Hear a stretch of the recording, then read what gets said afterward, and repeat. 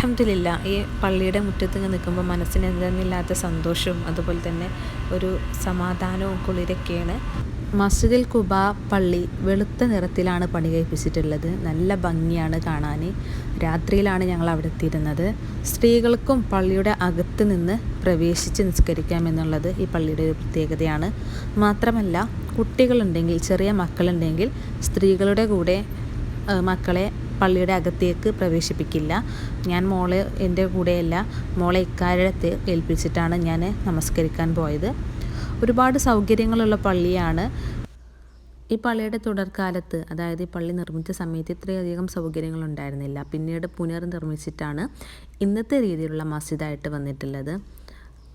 ഇന്ന് ഒരുപാട് ആധുനിക സൗകര്യങ്ങൾ ഈ പള്ളിയിലുണ്ട്. വുളൂ ചെയ്യാനാണെങ്കിലും നമസ്കരിക്കാനാണെങ്കിലും വിശാലമായിട്ടുള്ള സ്പേസ് ഇവിടെയുണ്ട്. അതുപോലെ തന്നെ സ്ത്രീകൾക്കും പള്ളിയുടെ അകത്ത് കയറി നമസ്കരിക്കുക ഉള്ളതുകൊണ്ട് തന്നെ നമുക്ക് ഇവിടെ പോയാലും അധികം നഷ്ടം വരത്തില്ല. ഇവിടെ വന്ന് നമസ്കരിക്കുമ്പോഴും ദുആ ചെയ്യുമ്പോഴുമുള്ള ഒരു ആത്മസംതൃപ്തിയും സന്തോഷവും ഒരുപാട് വലുതാണ്.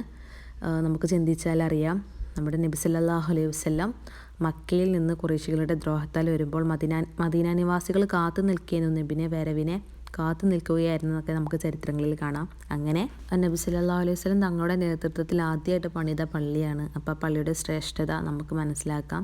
ഇവിടുന്ന് നമസ്കരിച്ചാൽ ഉംറ ചെയ്തതിൻ്റെ പ്രതിഫലമാണെന്ന് പറയുന്നുണ്ട്. അപ്പോൾ എത്രത്തോളം ഇവിടുന്ന് നിസ്കരിച്ചാൽ പുണ്യം നമുക്ക് മനസ്സിലാക്കാം. അത്രത്തോളം പ്രത്യേകതയുള്ള പള്ളിയാണ്. അപ്പോൾ എല്ലാവരും വിസിറ്റ് ചെയ്യാൻ ശ്രമിക്കുക. മദീനയിലേക്ക് വരുമ്പോൾ